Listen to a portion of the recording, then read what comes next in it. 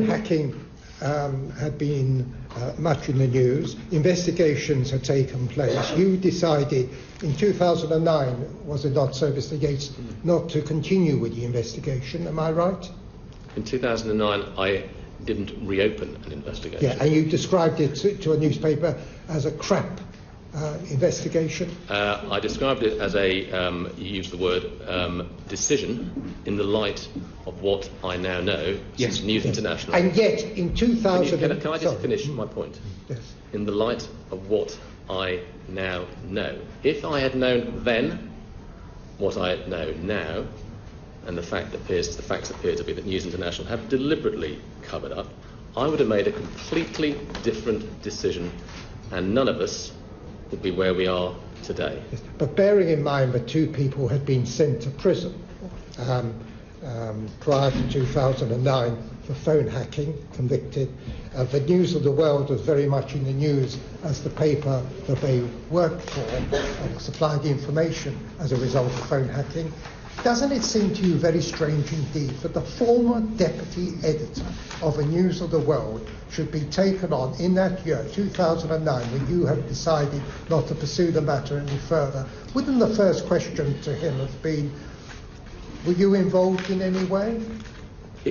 I completely appreciate it looks odd now in the light of what we now know. But, I confidently predict, as a result of News International disclosures, a very small number of police officers will go to prison for corruption.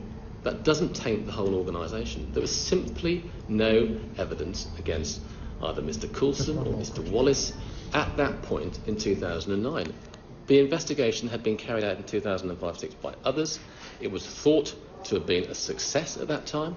There was nothing in that article in July 2009 that would suggest anything else. So, you say it was a huge story then. It wasn't a huge story then in September 2009. It re-emerged with the New York Times in 2010, but it simply had... Mr. Winnick. It's another one of those newspaper stories that gets a huge blip and then goes down. So would we be right to come to the conclusion that no questions were asked by you to Mr. Wallace about phone hacking at the time when he was the deputy editor of the News of the World? No, I've never asked him any questions because he's never been a suspect. Sorry, when you recommended him, or when the advice was sought, Mr. Winnick is asking, did you ask him whether he was involved in phone hacking? I sought assurances about whether he had any role, whether there's anything that's going to embarrass him. Look, right. That's the sort of question you would ask anybody. I'll read it into the evidence. Summary of phone call with Neil Wallace re potential contract with the Metropolitan Police Service. Phone call took place yesterday, the 31st August, circa 9 a.m. It was a bank holiday, so I didn't record it until the following day. Wanted absolute assurance that there was nothing in the previous phone hacking matters still being reported and chased by Nick Davis that could embarrass him, me, the Commissioner, or the Metropolitan Police Service. I received categorical assurances